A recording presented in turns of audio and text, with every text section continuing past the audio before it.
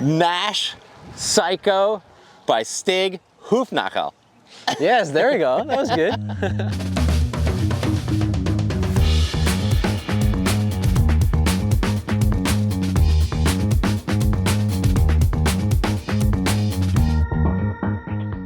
What's up, everybody? Matt Nuzzo hanging out here with Stig from Nash, and we're going to talk about the Nash Psycho. What's up, Stig? Welcome to North Carolina. Thank you very much. Did you buy any guns or sugar on your way to town, or what? Yeah, I was a little culture shocked, to be honest, coming here, but no, it's been great, man. This has been on my radar for so long. Nice. I mean, I've known Reel for ever since I started like looking up as a little kid all these videos on YouTube and stuff, and I've always wanted to do this downwinder in specific, and scored the first day, so I was like happy from day one. It's great. That's great. Well, welcome. Thank you for coming in all the way from the Netherlands, right? Yes, yes. Man, exactly. that's a hike to get out here, but we're not close to anything, but it's worth it when you get here. We got a beautiful Southwest day and should have some more great conditions for you. So yeah, it's looking great. Killer. So new kite from Nash, the Psycho, and tell me, where does this kite fit in the line?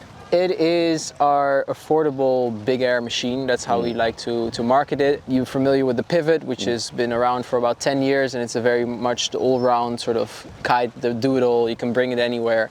And I still, like, if I don't know what I'm getting myself into, I always bring the Pivot just because I know it can do it all. Right. For places, for example, like Cape Town or here where it's like quite strong, or can be quite strong quite often, I'd bring this kite just because I know if I'm gonna do big air, this will make me the happiest because it's the easiest in handling. It's very reliable. Yeah, we brought out the Alula version of this last year, and it is quite aggressive, and you need to be already a bit more advanced in your big air riding, I would say, to really make the most out of that kite. And this thing is just super easy to handle, and I think they've done a really great job on making it very overall, but more towards the big air side of things. So I don't see myself go foiling on this, for example, whereas the Pivot I would go foiling with. But like from training your old school tricks or your first kite loops and all these things, like this is great.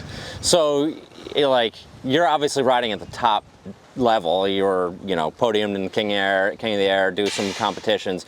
And so this, as a 5-strut kite, you're finding that gives you more rigidity than, say, a Pivot, which is going to be a little lighter, a little kind of dopier. This gives you that direct bar feel, direct feedback, and probably instant turning and instant response, right? Yeah, exactly. I think they've done a really good job on this because what the Alula gives you is that it's very stiff, and it kind of gives this feeling. Yeah. And with Dacron, it's difficult to get this same responsiveness, but they've added an extra bridle points. I think they have 6 bridle points now, so the whole like frame of the kite is very rigid. Right. And it still gives that same sort of feedback that you get from an Alula kite, but then it's like in a Dacron kite. And I found myself in Cape Town using this thing over anything. Right. So if the day was good, like a proper 40 knot classic Cape Town day with like big waves, I would take an 8 out and I would have the most 8 meter and 40 knots. How high are you jumping? What's your height you're jumping in 8 meter and 40 knots? We were measuring with the Surfer app, so I just had it on my Apple Watch, and on a good day it would like average on 26, 27. Yeah.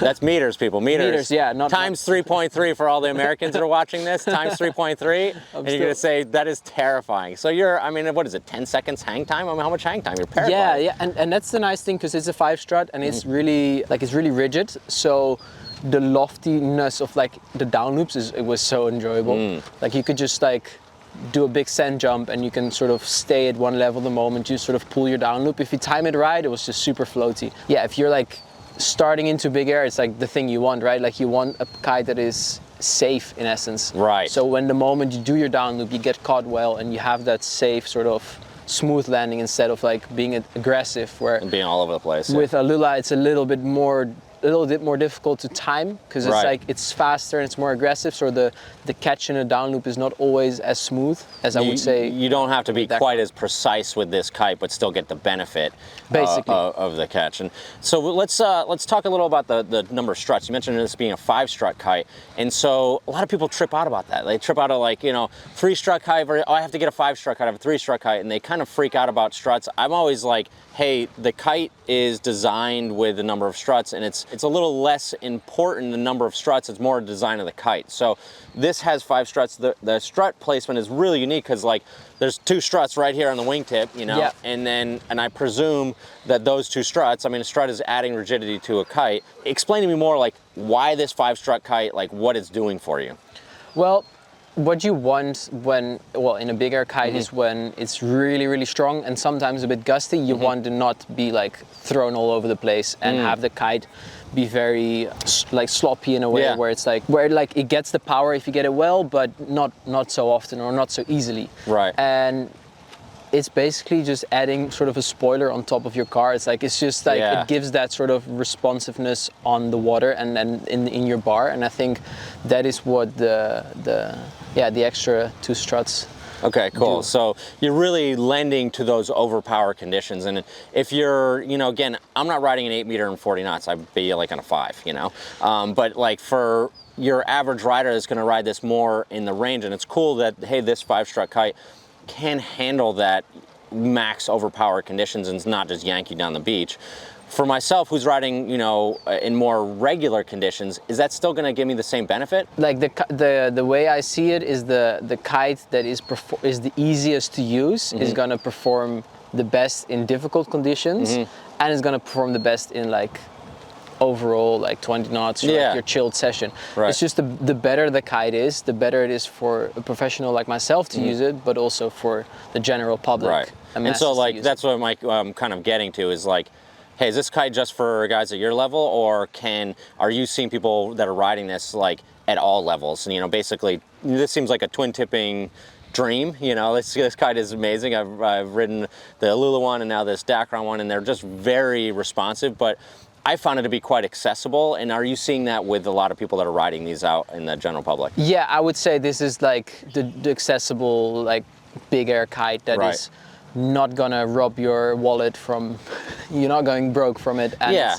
I mean, if you're getting a Lula, you're spending up, and it might not be necessarily worth it for some people. Exactly. I think only a very selective few get the full benefits, I would say, from Alula. Not to down talk Alula, because it's a great material. It is, and the kites work really, really well. But for the general public and for the average kiter that just wants to do is like 1-footers and jumps and maybe start doing his first kite loops, they don't necessarily need that Alula. And where we designed the Alula kite, I think the Alula Psycho was a great shape and it works really, really well. And I was like, man, the shape of this kite has so much potential, and I think we should sort of transform this into something that like everyone can enjoy, and it's a bit more affordable. Yeah. And this is exactly what you're looking at. Cool. And then final question is, like, you mentioned the pivot kind of is like your, hey, this is what I'm taking everywhere. And so just to differentiate the two, Pivot's 3-strut kite, you know, this is more of like a dedicated twin tipping boosting kite, and then the Pivot is your kite surf, jumping, you know, because I remember Kevin Langery, that's what when he was back in the King of the Air days working with Nash, like that's what he went in from the Torch to the Pivot, and that's actually got him his highest jumps back in that era. So it's still a great jumping kite, but it's going to be more suited for waves and foiling and kind of doing multi-sport, correct? Exactly. Yeah. Like for example, I have a freestyle background, and I love to sometimes unhook or sort of even mix big air with unhooking.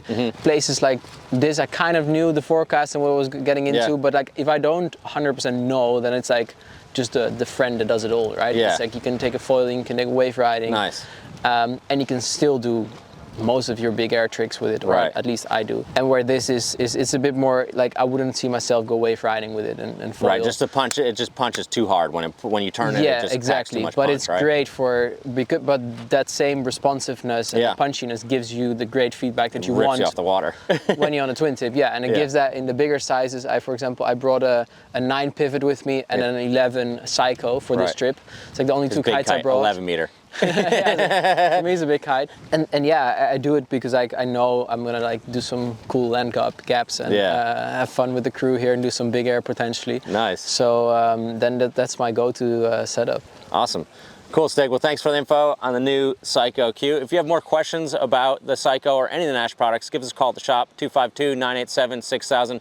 Reach out online, realwatersports.com. See you guys on the water for the next sesh.